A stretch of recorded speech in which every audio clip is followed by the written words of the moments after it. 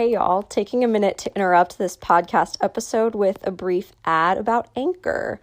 So if you haven't heard about Anchor, it's the easiest way to make a podcast. So let me explain further. First of all, it's free, and it's the platform that I use to record my podcast. Some other cool things about it are there's creation tools that allow you to record and edit your podcast right from your phone or computer, which makes it super easy. Because I'm not the techiest person out there, but I really enjoy Anchor for that purpose as well. And another cool thing about Anchor is that they will distribute your podcast for you. So you can hear it on Spotify, Apple Podcast, Google Play, and even more platforms that I haven't even heard of. So that's a really fabulous aspect about it. You can also make money from your podcast too with no minimum listenership, which is really nice for us newbies out there in the world trying to get started. And it's really everything you need to make a podcast all in one place. So with all that being said, I encourage you to download the free Anchor app or go to anchor.fm to get started. And you should be good to go from there. Thank you to Anchor for sponsoring this portion of the podcast. Hey y'all, my name is Briley Casanova and I'm a mental performance coach. I help athletes reach their full potential while working through mental challenges within their sport. For example, I help athletes learn how to perform better under pressure, whether that's learning how to see competition differently with mindset shifts or learning relaxation or energy management techniques. I also help with goal setting, leadership, maintaining focus, and overcoming fear. My goal is to help others find their inner confidence and self-trust, which hopefully leads to further success and joy in their sport. Let's get started with today's episode. So today, this is the first episode where I don't really have any notes. This is just kind of being recorded off the cuff, like no editing. Not that I really edit my other episodes at all anyway, but I just wanted to take some time to speak from the heart about this really personal matter, I guess, or at least I'm turning it into something personal maybe, and I don't know if that's a good thing or a not good thing, but basically I did want to take some time to talk about the cancellation of USA gymnastics competitions, cancellations of the NCAA across the board, the entire season, basically. I think the NHL, the NBA, huge entities are canceling, sporting events and stuff. And, that of course obviously hits me very deep as a former athlete and as someone whose career ended based on circumstances out of their control. So, and looking back, I realize now I didn't really go into as much depth or detail in my sports story episode. That was my first episode, Pep Talk number 1. I didn't really talk much about how my career ended. I just kind of talked about the story and how it went in general, but I didn't go into much detail or depth about, where I guess my career ended. And maybe I wasn't even honestly, because I wasn't thinking about that part at the time, that wasn't the main message I wanted to get across. But now that all this, coronavirus stuff is going on, it's made me think back to how my career ended. And I don't know if anyone out there is listening or cares about my perspective on this, but I just got done with one of my complete performance coaching live group sessions, and we were talking about mental toughness. And I wanted to mention to my athletes or the athletes that were listening to me then about, how we don't get to decide when our careers end. We don't always get to decide what our bodies eventually tell us that it needs.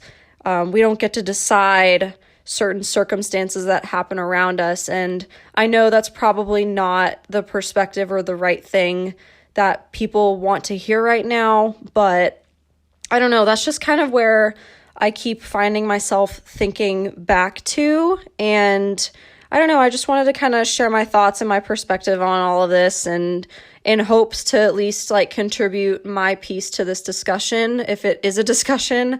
Again, I don't really know where this is going, but I did just want to kind of contribute my piece to this, my piece to this puzzle, I guess, because it's still very much a puzzle. It's confusing. It's, not a lot of information is, dead set. There's still a lot of moving parts. There's a lot of questions, not a lot of answers, and a lot of misinformation as well. So I don't want to talk about like the policy behind this. I'm not really here for that. But what I do want to at least share is, my mindset about if I was a senior and this was happening to me, like, where would I be? And, I guess maybe starting from there. So, like I said, I was one of those athletes my senior year, when I was competing at the University of Michigan in 2016. I had a back injury. So turns out I had a herniated disc in my L5-S1, which is basically your tailbone, for those of you who don't know that part of the anatomy. And that was really tough. At first, for a while, I didn't think it was going to be a career-ending injury. My athletic trainers didn't think so. My coaches didn't think so. My doctors didn't think so. But basically, it turned out that I'd only competed a couple meets. I think and the details kind of escaped me on how many meets I had done, but I think I had done like less than 5 meets, or maybe around just a handful of competitions in that season. So I competed all of January, and I think I made it to February of that season, but I don't quite remember.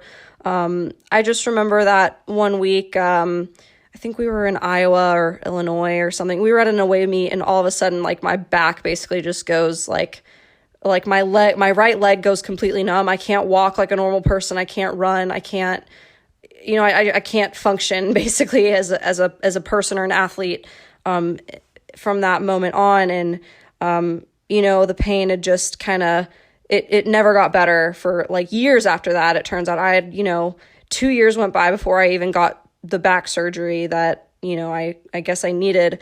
So it was interesting because at the time it wasn't bad enough to get that surgery right away, but it also wasn't okay enough to like function. So I was at this very weird, kind of limbo phase of like, I was in so much pain, and I was like 20 or 21 years old and could hardly function as a normal person. But I had gone from, fully competing one week to like less than a week later, and I'm, my leg is not working basically, because of that herniation. So I bring this up because to any of the athletes or seniors in club or in NCAA sports, I bring this up in hopes to relate to you in the sense of, I know what it feels like to have your experience a little bit taken away from you.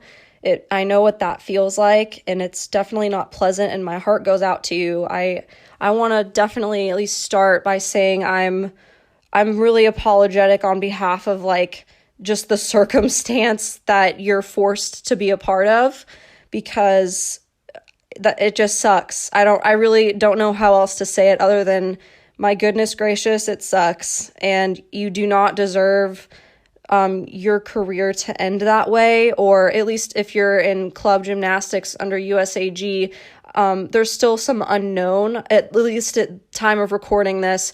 It's just unknown events, and any competitions are at least canceled until the end of March. So who knows what's going to happen after that. But for now, nonetheless, I understand how confusing and like hurtful that is to just all of a sudden be forced to not be allowed to compete. So that's my point there. Again, I don't mean to make all of this super like selfish and about me, but just a lot of this stuff has kind of forced me to like think back to, I guess, my unique experience. And I want to relate to the athletes going through this now, even though it's not the exact same situation. I'm not trying to make it like about me, or like I'm not asking people to feel bad for me, because I've definitely grown from my experience, and I've grown and developed into the person I am right now. And so that really is the main information that I want to share and spread with this podcast here. I find I keep thinking like I should probably make some kind of like post on social media somewhere, but like I find myself like really struggling to do that in terms of making it short and sweet to the point. So I I like how this podcast is kind of allowing me like the long form version of, putting my thoughts somewhere. As much as I love to write and I love writing blogs, I really enjoy that.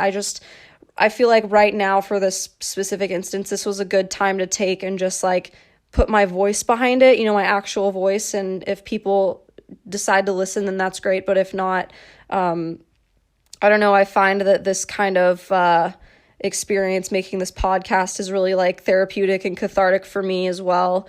So I don't know. I hope that makes sense, and I hope people can understand that. And I hope people are interested, and if not, then that's totally okay. I get a lot of, I'm finding myself gaining a lot of joy from this. So with all of that being said, I want to kind of, again, like move into more like a positive note. So I know this stuff is going to be easier said than done in terms of mentally handling all of this for the NCAA athletes, but I encourage you to embrace your athlete mentality here. So I know this is a very personal thing, but I ask you to, I was telling my athletes tonight in my live session about mental toughness. I was talking to them about that. We had a really great discussion on that, I think. So I'm very proud to have, found a way to articulate maybe a better mindset or a better approach in dealing with all of this. So first, I guess I ask that, feel your feelings, be sad, be angry, be upset. I don't want to come on here and minimize anyone's experience or, just personal feelings and opinions about the situation, because I'm not in the middle of it. So I'm not as, I don't want to speak for anyone, but as someone on the other side of athletics, and also as someone who has personally had their own athletic career, I hate saying taken away because I don't like viewing it like that, but I'm just trying to like kind of categorize them similarly, maybe a little bit. Being that person, I do want to offer some, not tips or advice, but maybe just like a perspective on moving forward. So I guess in the journey of guiding my athletes through the initial discussion tonight on mental toughness, I was really, thinking about the power of, positivity in this kind of time. I do think looking back that positivity, while it's not everyone's initial reaction, I think in this point in time, it's a choice, and we just have to decide together, are we going to let this write our sports story? Are we going to decide to let this thing, ruin our experience, or just be a small part of it? And I encourage everyone to maybe hopefully see some kind of positive that comes from this. I mean, I know right now, easier said than done. Of course, this news is just developing. It's fresh. It's happening as we speak. I mean, there could be something tomorrow that comes up and it changes everything. I mean, who knows? Maybe everything will, go back to normal. It's just a big question mark at this point. But with that being said, I think now is the time more than ever to practice positivity, to practice mindfulness and gratefulness. For my athletes, and especially the seniors who are, you're tired, you're physically hurting, maybe you have injuries. Now is your time to like recover, take care of yourself, mentally and physically. I mean, now is you get to recover. I encourage you to take this opportunity to do that, and do that to the best of your ability, and get a jump start on, healing yourself mentally, physically. And then that way, I think if we all do that, or if we focus on doing that, we can move on with a clearer head, take the emotion out of it. We have to, you have to find a way to like rebuild, repair both physically and mentally, and, use your athletic spirit to guide you through that. I mean, any athlete out there, truly at your core, you're a competitor, right? So if you're a competitor and you're mentally tough, this is your opportunity to practice that mental toughness and, not discount or brush off your emotions in your experience, but use this to your advantage. I don't know, find something for you that you can turn this into, and remember what you can control. That's another thing. That's a huge thing that I talked about with my athletes tonight, is remembering that these circumstances are not your fault. There is not a single thing, I don't think, that you can do to change, what's going on in the world. But remember what you can control, and that's you. It's your thoughts, it's your actions, it's your behaviors, it's your mindset, it's how you treat other people during this time. It's how you take care of yourself. So, I don't know. I don't think I have a lot more to say other than, just circling back to looking at the big picture and the greater good here. Considering, at least in the gymnastics world, I feel like that's what I, tend to refer to the most. Compared to the previous issues we've had in the sport, I see this as something really positive in terms of a change of approaching, prioritizing the health and well-being of athletes. So if this unfortunate circumstance is what it takes for that kind of change, I say, so be it. And I think we just kind of have to roll with it. And as hurtful as that may feel to hear, and as, upsetting, I totally understand. And I'm not trying to discount anything, but I'm trying to take a positive, rational, approach to all this as someone, on the outside, so to speak, and a little bit more behind the scenes, if you will. So I don't know. I guess I'm sure there's a lot more I'll look back on and feel like I forgot I said, or I want to come back and say more, but I'll just end it here for the sake of brevity. And I don't know. I feel like all we can do is all we can do, and I feel pretty good about, moving forward. So I'll just close out here with a thank you so much for listening. Please check out my social media platforms. You can find me on Patreon for more exclusive updates and the chance to give me feedback for future episodes.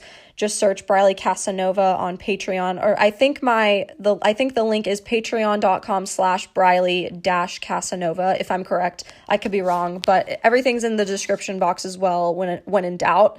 I'm also on Instagram at Mental Coach Briley. I'm on Twitter at Mental Coach Bry, and my email is briley@completeperformancecoaching.com. Feel free to reach out to me with any questions and feedback you have. Your input is super valuable and important to me, so please help contribute to my growth and contribute to my knowledge. Thank you for listening, and I'll see you in my next episode. Bye, y'all.